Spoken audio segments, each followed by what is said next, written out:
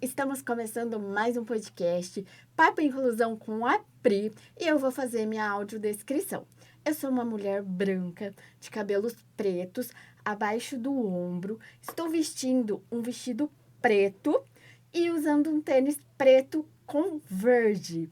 E hoje eu tenho uma convidada muito especial, ela que é parceira de muletas, a Elô. Ela que eu conheci pelo Instagram, ela é recém-formada em pedagogia e a gente vamos compartilhar um pouquinho sobre esse assunto que todo mundo sabe que me encanta, que é, né, a pedagogia e a educação inclusiva. Oi, Elô, tudo bem? Oi, Pri, tudo bem? Eu tô bem. Muito obrigada pelo convite. Oi, pessoal. Elô, vamos começar.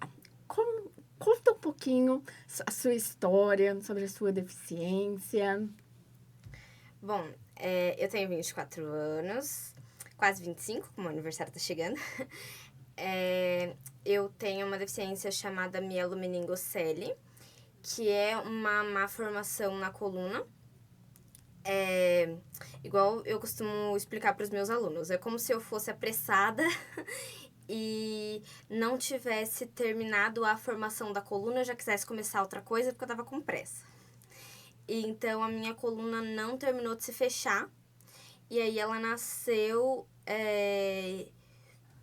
exposta, mas na verdade é como se ela tivesse... As costas nasceu aberta, com uma espécie de bolsa. Então, assim, não é que nasceu osso pra fora, nada, mas dá pra ver, porque é tipo uma membraninha transparente, sabe, assim? E aí, com 2 dias de vida, eu fiz uma cirurgia de correção pra fechar a coluna, né? Evitar risco de contaminação, também diminuir as sequelas, essas coisas.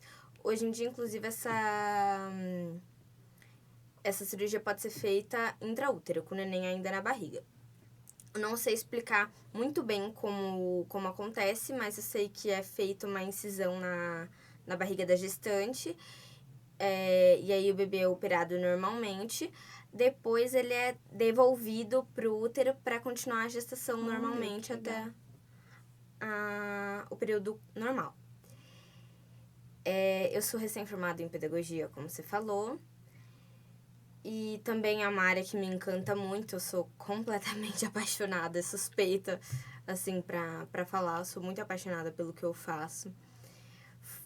Foi uma profissão que me escolheu, assim, então gosto muito do que eu faço. E é isso, eu também sou produtora de conteúdo digital, a gente se conheceu pelo Instagram, né? Sim.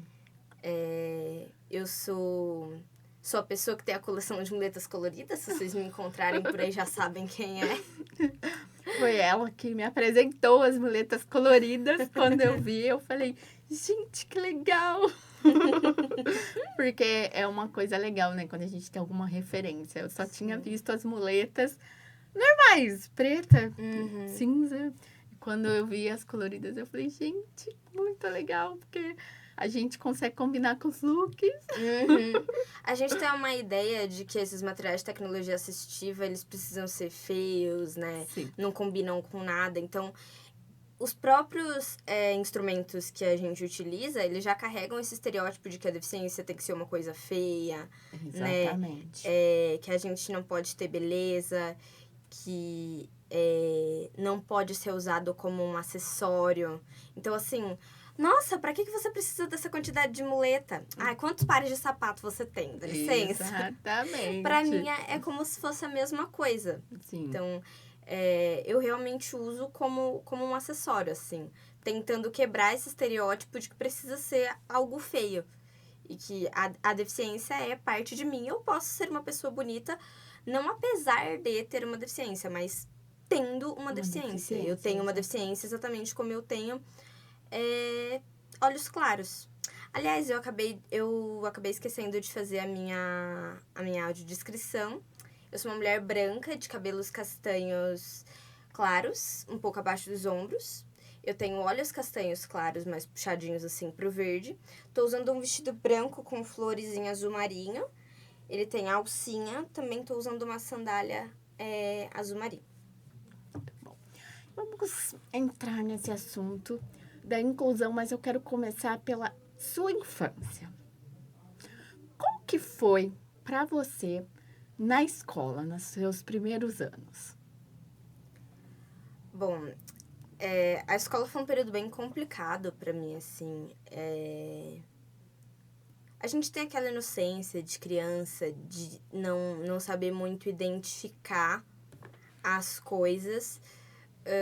E eu comecei a perceber, depois que eu fui crescendo, eu fui percebendo que aquelas atitudes de me deixar de lado, de não ter muitos amigos na escola, que aquilo tudo fazia parte de um capacitismo, né? De bullying ligado ao capacitismo.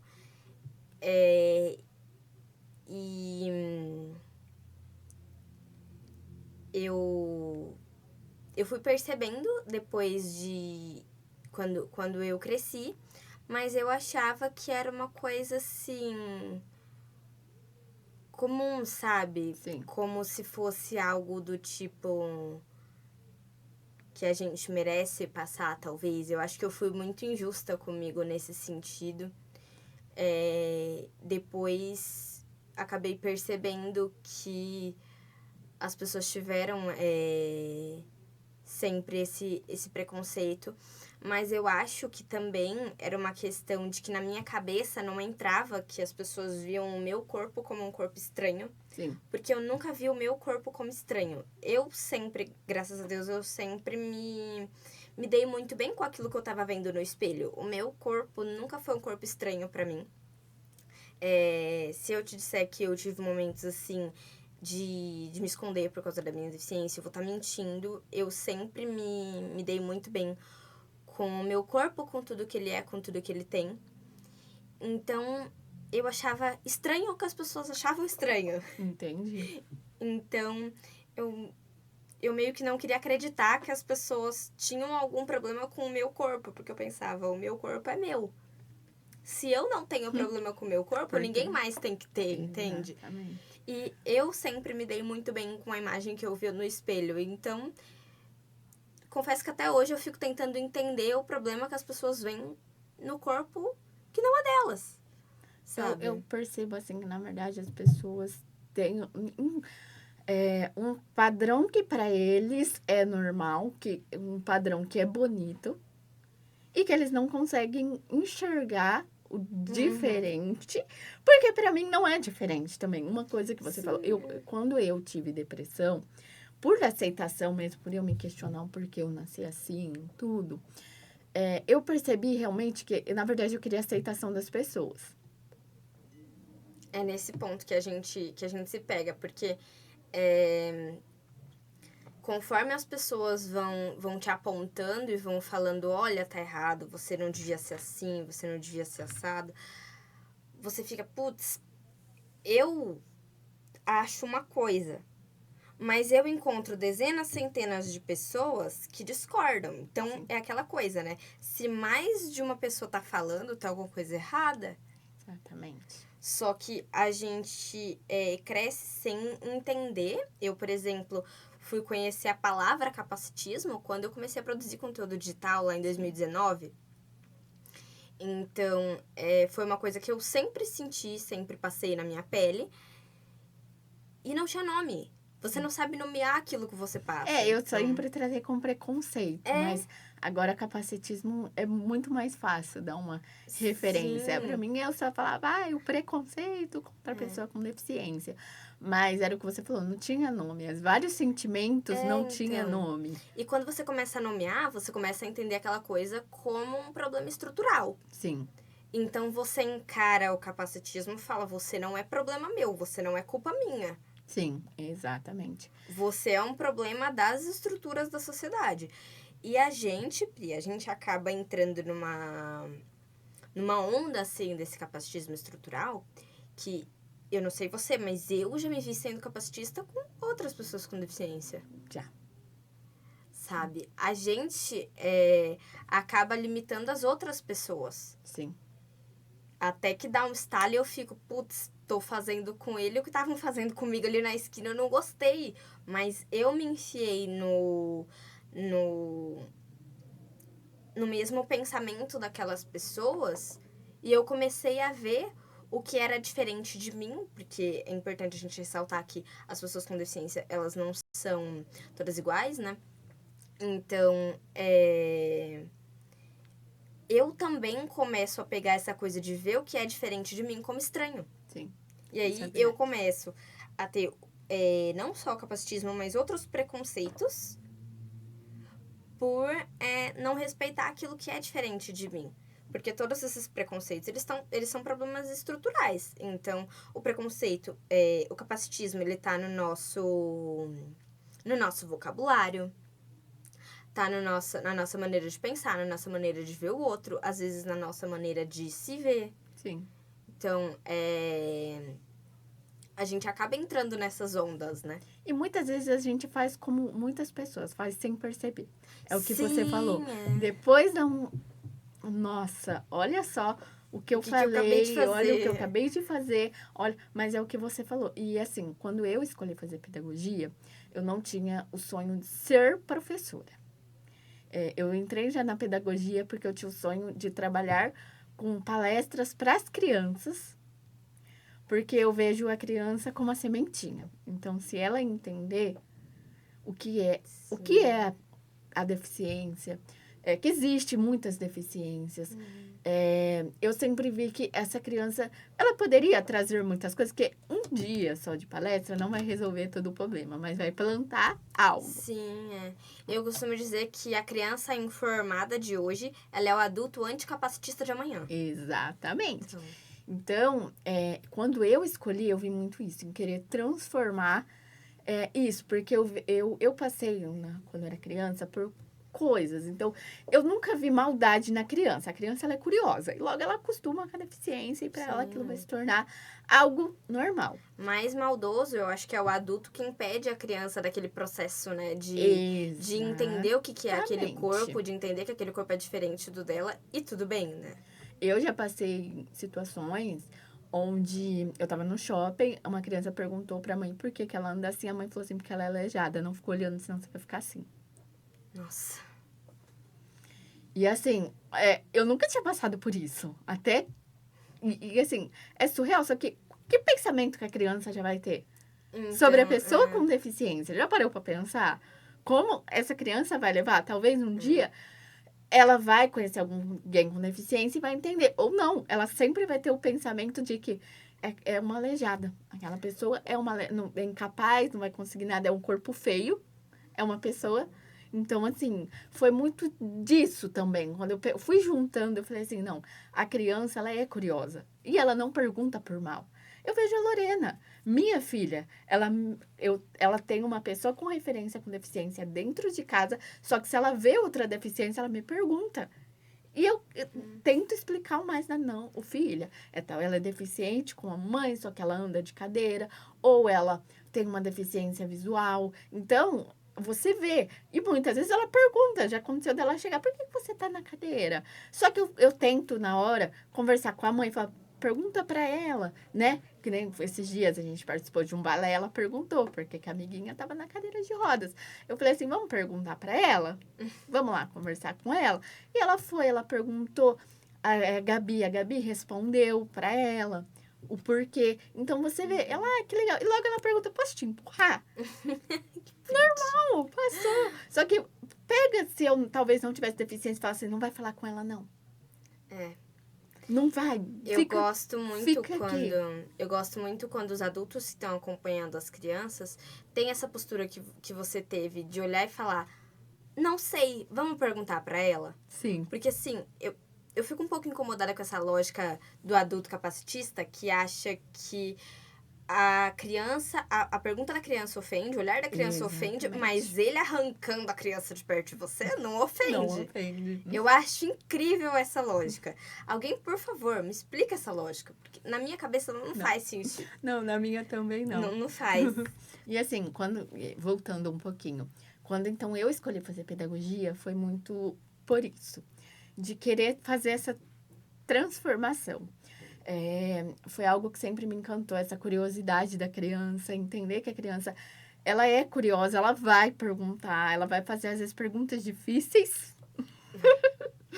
perguntas que você vai pensar, meu Deus do céu. Mas, pelo menos, ela tá te perguntando e ela vai entender muito mais coisas. Você, pra você, hoje, com a sua infância, hoje com o seu trabalho como pedagoga, o que você vê da educação inclusiva? Bom,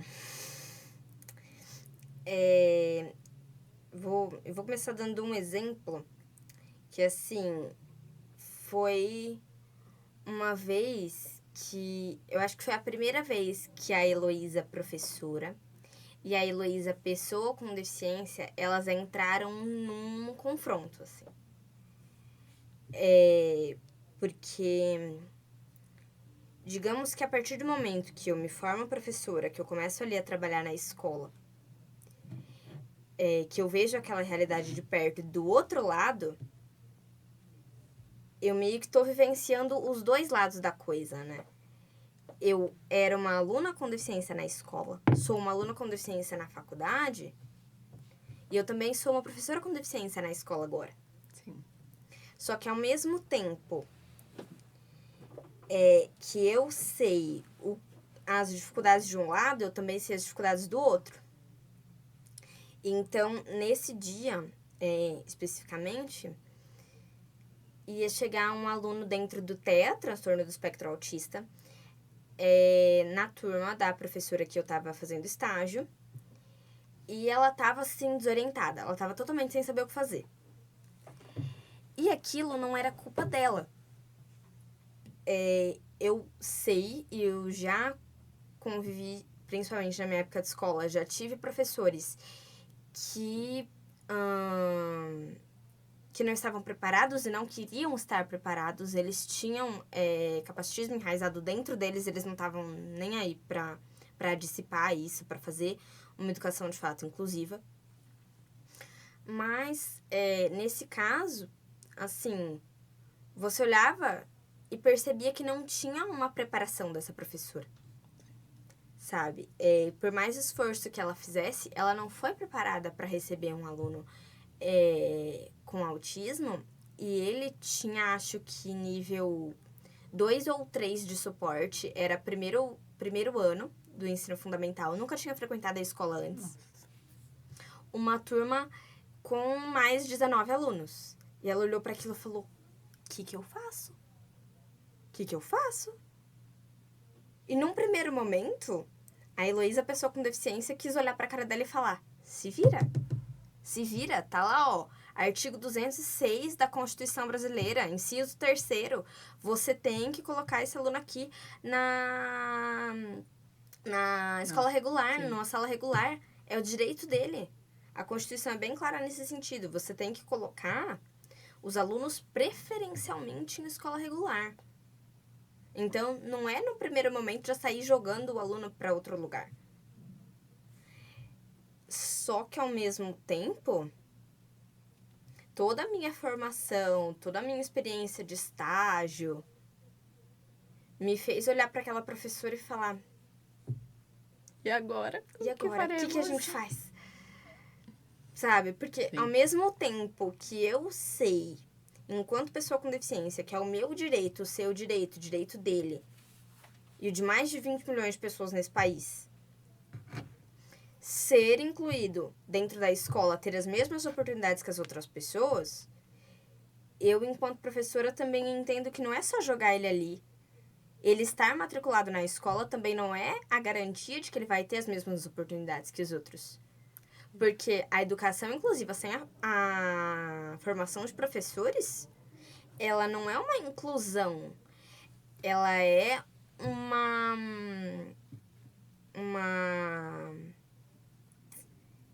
você tá colocando só o aluno ali. Você tá... você não tá segregando, você não tá colocando ele em outro lugar, mas é como se ele tivesse numa subdivisão, assim. Ele não tá junto com os outros. Porque se não conseguir fazer uma real inclusão, Sim. Às vezes pode trazer até mais problemas do que a solução em si. E de alguma forma, né, ali é o caminho da professora, né? E aí a gente bate nessa tecla do capacitismo estrutural. Sim. Que os espaços, eles não estão prontos para nos receber. Não. Isso é fato. E eu também esbarrei nisso na minha formação como pedagoga. Quando eu entrei na faculdade de pedagogia, eu tava ali tranquila, eu tava fazendo o que eu escolhi, tava fazendo uma coisa que eu gosto de fazer, vai ser tudo ótimo, ok, né? A ilusão do calouro. Só que aí, chegou no 5º semestre, as professoras começaram a falar de estágio. Ó, vocês vão ter que entrar dentro da sala de aula, vão ter que entrar dentro da escola pra ter experiência. E é isso aí. Boa sorte. E aí eu fiquei assim, meu Deus. Porque me faltou uma referência. Porque você já teve algum professor com deficiência? Não. Eu nunca tive uma professora com deficiência. Eu nunca tive nenhum professor com deficiência. E antes de entrar pra faculdade, quando eu falava pra algumas pessoas que eu queria fazer pedagogia, eu escutei absurdos das pessoas falando, nossa, mas você não cuida nem de você, como é que você vai cuidar de uma turma de 20 crianças? Sim. E aí eu fiquei, primeiro que eu não vou cuidar porque eu não sou babá. Uhum. Professora não é babá, é diferente. Até um professor meu do primeiro semestre, ele falava assim, eles perguntavam pra gente, né, no primeiro semestre, por que a gente tinha escolhido o curso. E ele falou, eu já vou avisando que se alguém vier me falar que é porque gosta de criança, tá aqui porque gosta de criança, eu vou mandar sair daqui e fazer um curso de babá. Sim. Porque a pedagogia, o magistério, né, a licenciatura, ele é um cuidado diferente, é uma educação que não é a mesma educação que você vai ter na sua casa. Você não vai educar os seus alunos do mesmo jeito que você educa a sua filha. Mas aí me faltou essa referência, sabe?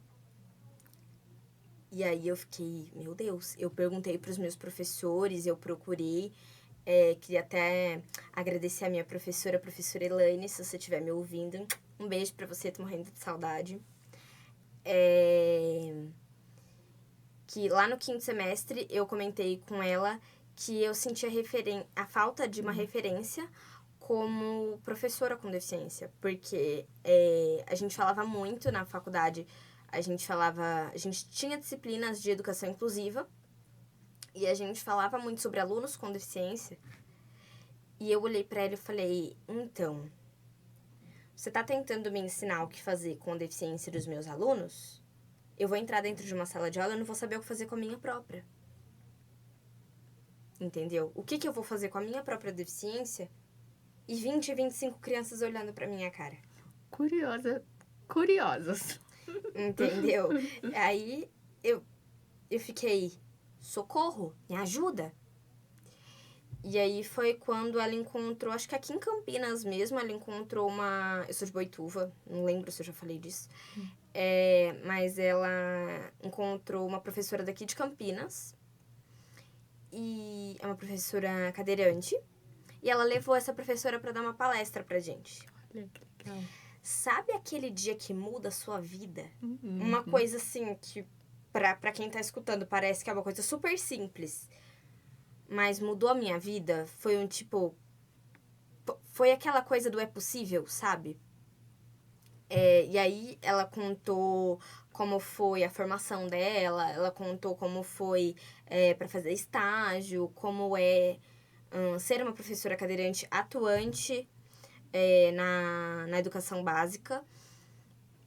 E aquilo virou uma chave assim na minha cabeça que eu falei, caraca, dá! É possível! É possível! Vambora, foguete não tem ré, sabe? Foi assim... Foi o impulso para seguir aquilo, sabe? Mesmo assim, eu ainda encontrei muitas coisas, muitos percalços nesse caminho. Até o dia que eu realmente fiz estágio com uma professora cadeirante. Então, assim, eram 2 professoras com deficiência dentro de uma sala com 25 alunos sem deficiência. E como foi? Cara, foi assim, foi outro divisor de águas na vida, assim. Inclusive, um beijo, professora Ana Paula, também tô com saudade de você.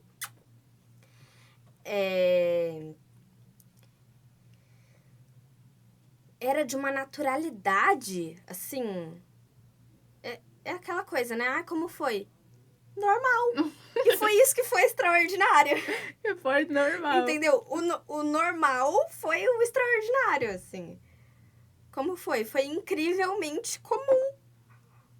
E aí que eu falo, as Sabe? crianças, elas parece que entendem muito melhor. Isso, eu acho que isso é o que mais me encanta. Quando eu falo assim de criança, eu acho que isso é o que mais me encanta. Porque é o que você falou, é normal. Talvez se você estivesse com 30 alunos adultos, não seria tão normal quanto é. Porque ali é criança, você fala uma vez, 2, ela vai perguntar se você quer ajuda. Sim. Só que ela vai tratar isso normal, não como um peso, não como algo... Ela vai te perguntar pra matar a curiosidade dela. Exatamente. Isso, porque é uma criança, gente. A criança tá se formando no mundo. Pra criança é necessário saber de certas coisas. E tudo bem, responde o que a criança perguntou e acabou. Você não precisa ficar inventando história pra criança, sabe? Você fala a realidade uma vez, ela vai... Pode gerar outra curiosidade, pode, mas ela também vai perguntar. Ela vai perguntar, você vai responder, acabou. É como se fosse um bate-bola, assim. Ela pergunta, você responde, ela pergunta de novo, você responde, e é isso. Sem problema, sabe? Adulto fica arrumando rodeio com criança, né? Sim. A criança te perguntou A, aí você vai lá responder B, C, D. Responde o A e acabou. Sim. Sabe? E o que eu mais achei curioso na turma da professora Ana Paula especificamente foi que eu já tinha feito estágio antes, em outras turmas, em outra escola até. E também já tinha vindo de outros espaços que eu tinha convivência com criança e tal. E como a gente já tá falando, a criança perguntar é normal, se a gente não estiver preparado para isso, né? Sim. Mas na turma dessa professora,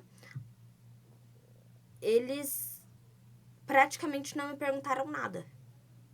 Porque pela convivência com ela, é como se eles já tivessem vindo prontos pra mim. Sim, olha. As perguntas básicas que eles iam me fazer, assim, tipo, nossa, por que você é assim, que não sei o quê?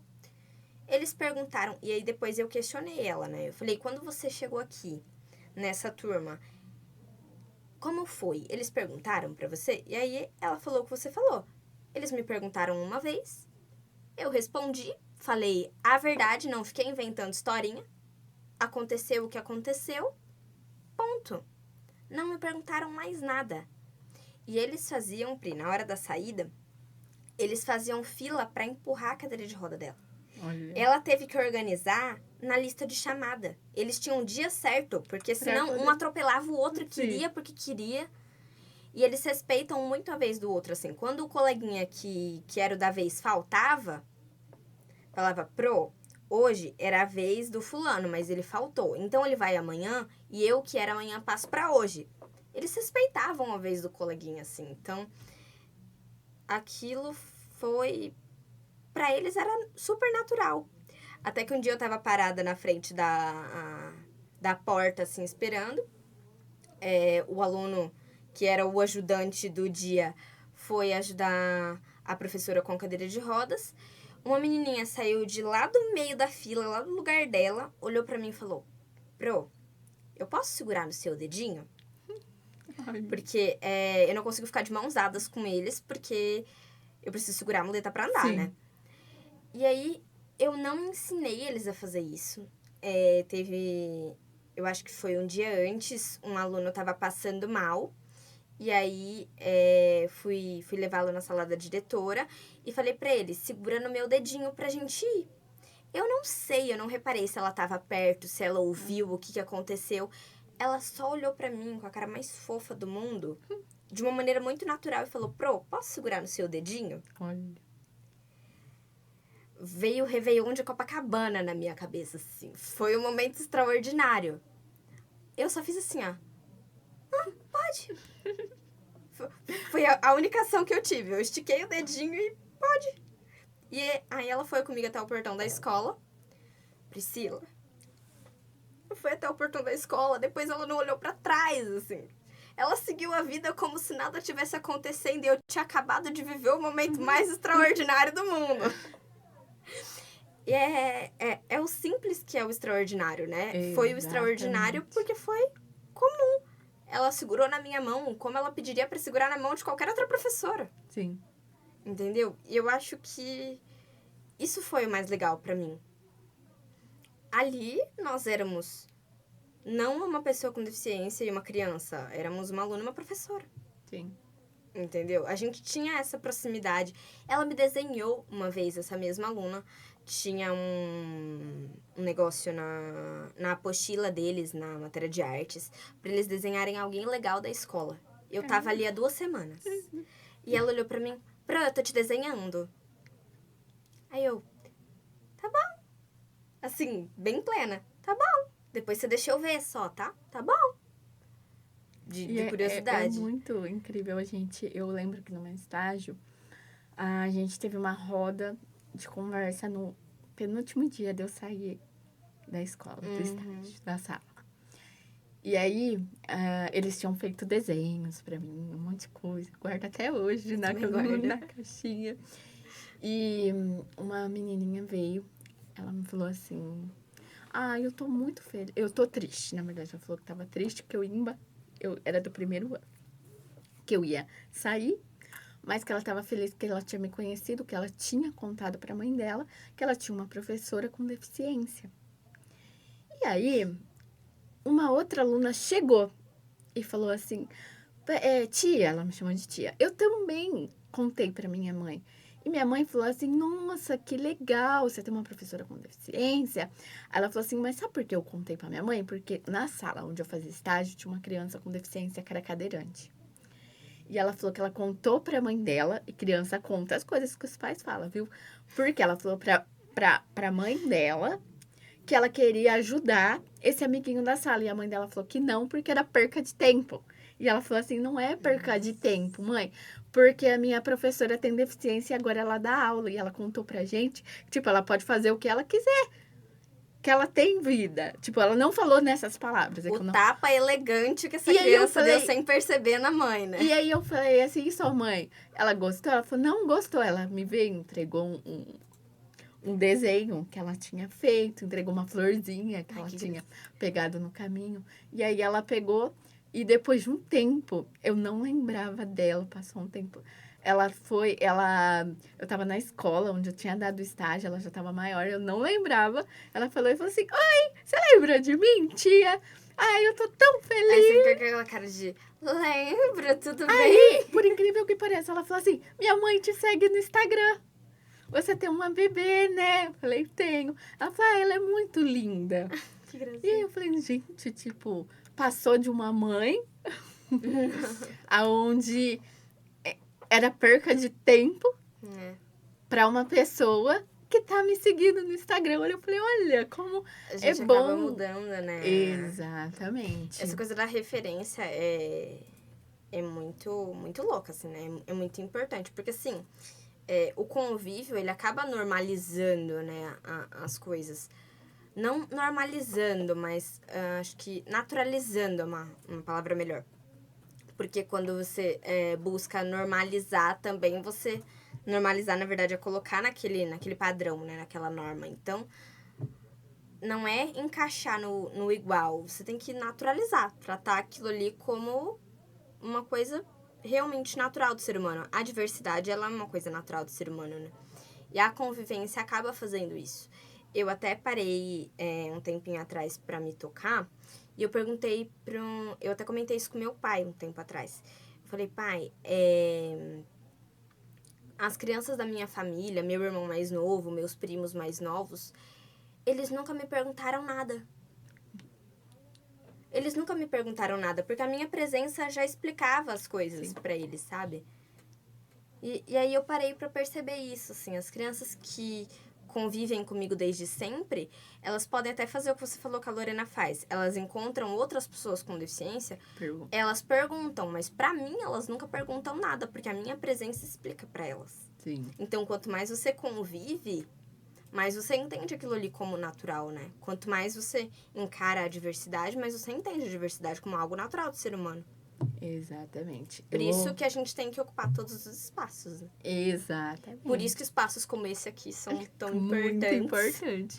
Elô, nosso papo tão gostoso que a gente nem viu que o tempo voou. Eita, voou mesmo. Elô, a gente tem que chegar ao fim, só que antes, eu gostaria que você deixasse o seu Instagram, que o Instagram da Elô, assim como eu falei, eu conheci as muletas coloridas pela Elô. E queria que você deixasse seu Instagram e deixasse uma mensagem final pra gente. Bom, meu Instagram é o de muletas por aí, tudo junto. Vocês vão encontrar uma foto assim, minha, com várias muletas coloridas, bem fácil de achar. E eu queria dizer para as pessoas realmente naturalizarem, né, a deficiência. Deixarem as crianças ser crianças, gente. Ser criança é tão gostoso, é tão bom. E como eu já falei, a criança informada de hoje é o adulto anticapacitista de amanhã. Então, quanto mais a gente preparar as nossas crianças de hoje, mais a gente vai fazer um futuro realmente inclusivo, um futuro realmente anticapacitista e um futuro que respeite, né, a diversidade humana. Então, eu espero que vocês tenham gostado da minha participação. Eu espero que vocês gostem do que vocês vão encontrar dentro do meu mundinho de muletas coloridas lá no Instagram. E que a gente possa cada vez mais fazer espaços como esse, fazer conversas como essa, pra gente naturalizar realmente a nossa presença nos espaços. Então, eu queria te agradecer mais uma vez a abertura, o convite, te parabenizar pela ideia do podcast. É uma ideia muito legal, é realmente muito importante, são assuntos que a gente tem que debater. Quanto mais a gente fala, quanto mais espaços a gente ocupa, quanto mais a nossa voz é ouvida pelas pessoas, a gente constrói juntos um futuro anticapacitista. Então, muito obrigada. Elô, eu que te agradeço, que a Elô saiu lá de Maituba pra vir pra Campinas pra participar do podcast. Sou muito grata por você estar aqui. Como eu te falei, a gente se segue nas redes sociais, sempre admirei você. E também assim, gosto muito de você, do seu trabalho. Eu acho que quando eu montei o podcast foi muito por isso, porque eu nunca tinha visto um podcast falar sobre inclusão. E eu pensei, meu Deus, a gente precisa falar sobre isso. Precisa, né? E nada melhor do que a gente que Sim, vive com isso certeza. todos os dias para estar aqui. Nada sobre nós sem nós. Exatamente. Então, Elô, muito obrigada. E, pessoal, eu quero agradecer cada um de vocês que vem aumentando. Segue o nosso canal. Segue não, né? Se inscreva no canal. Ative o sininho. Segue meu Instagram, Prigi Paula. E até o próximo episódio do Papo Inclusão. Tchau, tchau!